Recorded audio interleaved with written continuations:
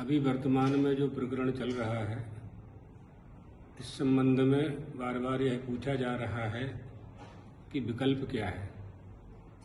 अयोध्या के परमात्मा श्री राम के मंदिर में चढ़ावा में जो अपराध हुआ है, चढ़ावा की चोरी की है, जिन कर्मचारियों ने, अधिकारियों ने, उन पर तरह तरह के आक्षेप सुनाई पड़ रहे हैं।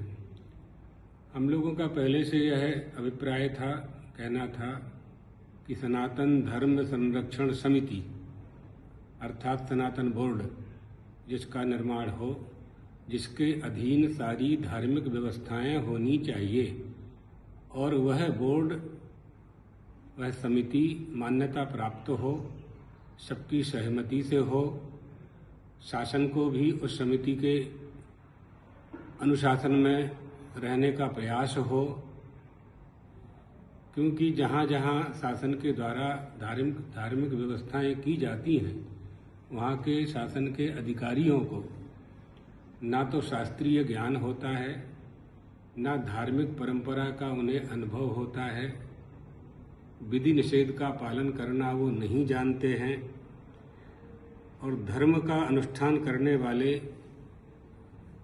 अधिकारी होते नहीं हैं। एतदर्थ जिनका जो विषय है और जिस विषय से जो प्रमाणित किया जाता है, उन्हें वही अधिकार प्राप्त कराना चाहिए। अयोग्य लोगों को जब आप काम देंगे तो यही परिणाम प्राप्त होगा जो अयोध्या में प्राप्त हुआ है। ये बात समझनी चाहिए। धार्मिक जनसमुदाय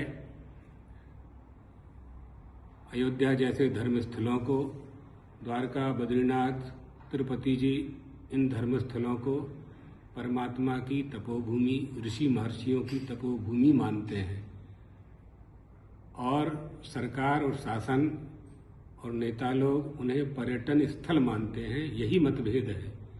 एतदर्थ उनके मन में धार्मिक भावना जागृत नहीं होती है। हम लोग ये चाहते हैं कि लोग तीर्थ यात्रा करें तो उनके मन में आध्यात्मिक शक्ति प्राप्त करने की कामना होनी चाहिए और वहाँ आध्यात्मिक शक्ति होती है, सकारात्मक ऊर्जा होती है, उसे प्राप्त करना चाहिए। एतदर्थ संचालन के लिए सनातन धर्म संरक्षण समिति माने सनातन बोर्ड, इसका निर्माण हो, विधिवत इसकी घोषणा हो और उसमें देश के सर्वमान्य जो निर्विवाद आचार्य हैं उनका समावेश हो। चारों शंकराचार्य उसमें शामिल हों, पांचों वैष्णवाचार्य शामिल हों और अन्य भी जो मान्य आचार्य हैं उनका भी समावेश उसमें किया जा सकता है। मंदिरों में जो व्यवस्थाएं हैं, भगवान श्री राम को लेने के लिए जब विश्वामित्र जी जाते हैं तो महाराज दशरथ मना कर देते हैं। वहाँ विश्वामित्र जी कहते हैं कि मामाम महात्मन परिभूरि योग्ये न मद्विधो न्यक्षति भारम अग्रम। मेरे जैसा महात्मा अयोग्य कंधों पर कभी भार नहीं देता। श्री राम के प्रताप को मैं जानता हूँ। आपको पुत्र मोह हो रहा है, मैं उन्हें ब्रह्म मानता हूँ, भगवान मानता हूँ। तात्पर्य क्या है? कमजोर कंधों पर भार नहीं रखा जाना चाहिए।